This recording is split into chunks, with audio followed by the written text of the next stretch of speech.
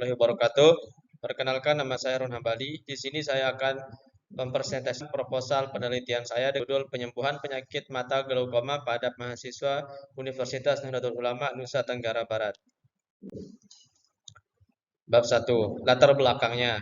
Glaukoma adalah salah satu penyakit mata yang ditandai oleh kerusakan saraf optik, seringkali disebabkan oleh tekanan intraokular yang meningkat. Jika tidak ditangani, glaukoma dapat menyebabkan kehilangan penglihatan permanen. Penyakit ini seringkali berkembang secara perlahan tanpa gejala yang jelas hingga tahap lanjut, sehingga sering disebut sebagai pencuri penglihatan diam-diam. Penyebab glaukoma biasanya terjadi karena ketidakseimbangan antara produksi dan pengeluaran cairan dalam mata, yang menyebabkan tekanan di dalam mata meningkat. Faktor risiko yang meliputi yaitu usia di atas 40 tahun, riwayat keluarga dengan glaukoma, kondisi medis tertentu seperti diabetes atau hipertensi, cedera mata atau penggunaan obat steroid jangka panjang. Kemudian selanjutnya, perumusan masalahnya, meski teknologi medis telah berkembang, hingga saat ini belum ditemukan metode penyembuhan total yang mampu mengembalikan kerusakan saraf optik yang disebabkan oleh glaukoma. Penanganan yang tersedia seperti penggunaan obat-obatan, terapi laser, dan operasi hanya bertujuan untuk mengendalikan tekanan intraokular dan memperlambat perkembangan penyakit. Adapun beberapa faktor gejala kepatuhan dan efektivitas pengobatan yang akan saya jelaskan. Pertama, faktor apa saja yang mempengaruhi terjadinya glaukoma di UNU NTB? Gejala, apa saja gejala dan dampak yang akan dialami oleh mahasiswa UNU NTB yang mengidap penyakit glaukoma? Dan bagaimana faktor apa saja yang mempengaruhi rendahnya kepatuhan mahasiswa di UNU NTB terhadap pengobatan glaukoma? Efektivitas pengobatan. Bagaimana efektivitas pengobatan glaukoma yang diterapkan di UNU NTB dalam rangka menurunkan tekanan intraokular? Kemudian selanjutnya, tujuan penelitian. Berdasarkan perumusan masalah di atas, maka tujuan penelitian ini adalah yaitu untuk mengetahui apa saja faktor yang mempengaruhi terjadinya glaukoma di UNU NTB. Untuk mengetahui apa saja gejala dan dampak yang dialami oleh mahasiswa UNU NTB yang mengidap glaukoma. Mengetahui apa saja yang mempengaruhi rendahnya kepatuhan mahasiswa di UNU NTB terhadap pengobatan glaukoma. Mengetahui bagaimana efektivitas pengobatan glaukoma yang diterapkan di UNU NTB dalam menurunkan tekanan intraokular. Selanjutnya, manfaat dari penelitian ini. Manfaat penelitian yang diharapkan dari penelitian ini yaitu manfaat teoris, manfaat praktis, manfaat sosial, dan manfaat kebijakan. Yang dimana manfaat teoris ini, penelitian ini dapat menambah referensi ilmiah dalam bidang farmasi dan kedokteran, khususnya terkait pengobatan glaukoma. Manfaat praktisnya, hasil penelitian ini diharapkan membantu tenaga medis dan apoteker dalam memilih metode atau jenis pengobatan yang lebih efektif dan sesuai dengan pasien glaukoma. Manfaat sosialnya, penelitian ini dapat memberikan kontribusi terhadap masyarakat dalam meningkatkan pemahaman dan kesadaran akan pentingnya deteksi dini serta pilihan pengobatan untuk glaukoma, membantu pasien dalam menjalani pengobatan yang baik. Dan terakhir, manfaat kebijakan. Hasil penelitian ini dapat menjadi acuan.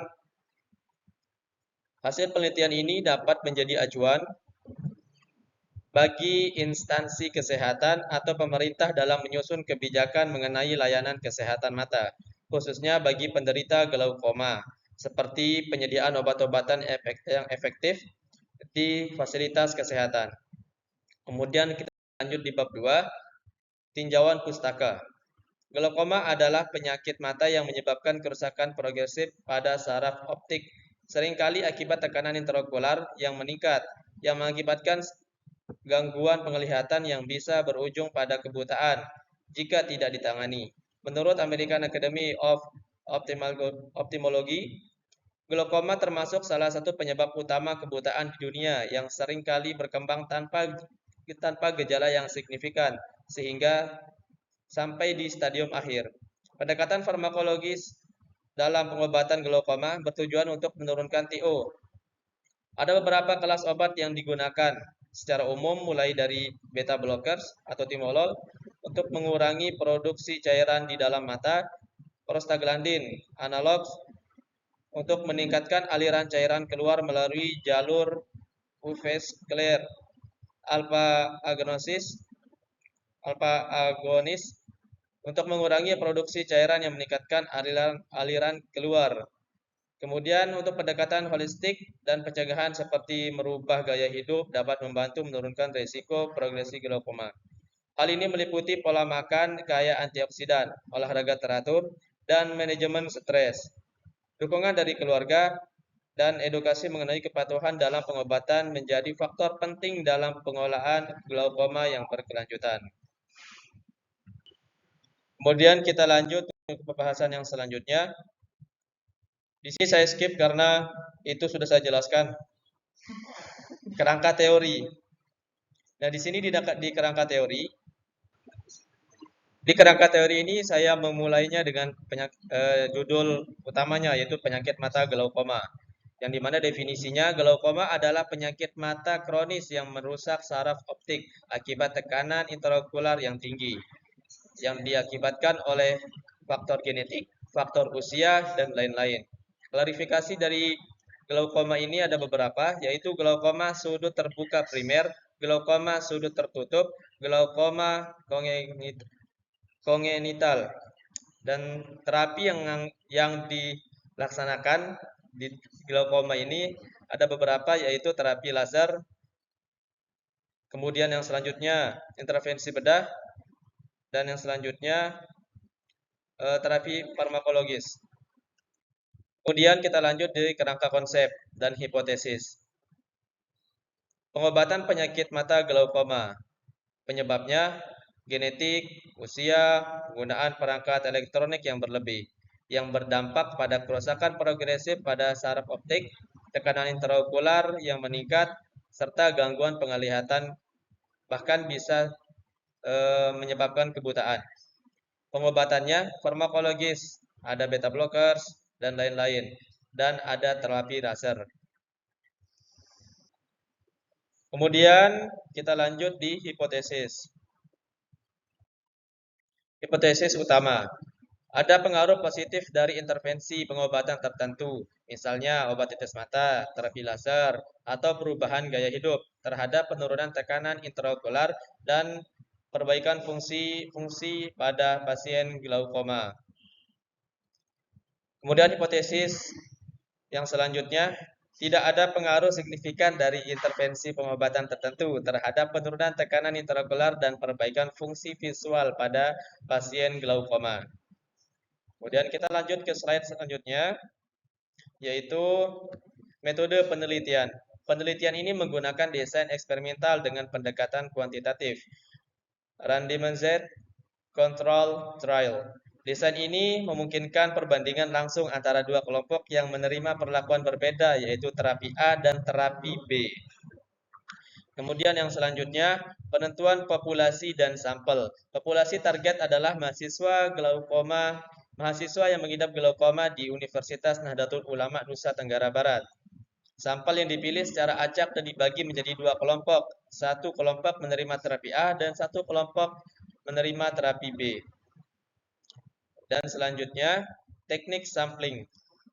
Teknik sampling purposive sampling non-probabilitas, yaitu pasien dipilih berdasarkan kriteria sampling yang spesifik, sesuai tujuan penelitian, baik itu usia, jenis glaukomanya.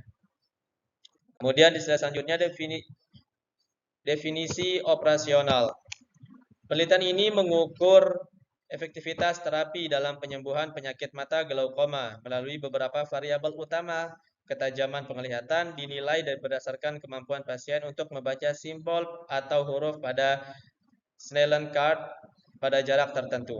Selain itu, kepatuhan pasien terhadap terapi diukur berdasarkan atau menggunakan kuesioner. Definisi operasional ini dirancang untuk memastikan semua variabel dapat diukur secara objektif dan konsisten sesuai dengan tujuan penelitian.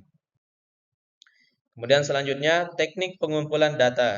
Teknik pengumpulan data dikumpulkan melalui beberapa metode yang disesuaikan dengan variabel penelitian. Satu, pemeriksaan klinis. yang melakukan pengukuran tekanan TO, ketajaman penglihatan, dan kondisi saraf optik pasien. Kemudian yang nomor 2, observasi. Memantau perubahan klinis, efek samping terapi, dan kepatuhan pasien terhadap pengobatan. Yang ketiga, wawancara terstruktur. Menggunakan kuesioner untuk mengumpulkan informasi terkait gaya hidup, riwayat kesehatan, dan pengalaman pasien selama terapi. Kemudian yang keempat, studi dokumentas. Menggunakan data rekam medis pasien untuk mendapatkan informasi tentang diagnosa, riwayat terapi, dan hasil pemeriksaan sebelumnya. Kemudian teknik analisis data. Teknik analisis data bertujuan untuk mengolah dan menganalisis hasil penelitian sehingga dapat menjawab pertanyaan penelitian atau menguji hipotesis. Kemudian yang selanjutnya di sini RAB-nya. RAB di sini ada beberapa item yang saya sebutkan secara umum. Mulai dari biaya persiapan penelitian sekitar 425.000, biaya pengumpulan data 6.250.000, dan biaya analisis data 1.500.000. Biaya pelaporan dan publikasi 1.850.000. Jadi total keseluruhan yang kita butuhkan untuk penelitian ini sekitar 10.025.000.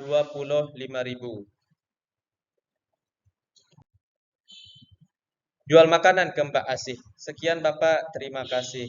Wassalamualaikum warahmatullahi wabarakatuh.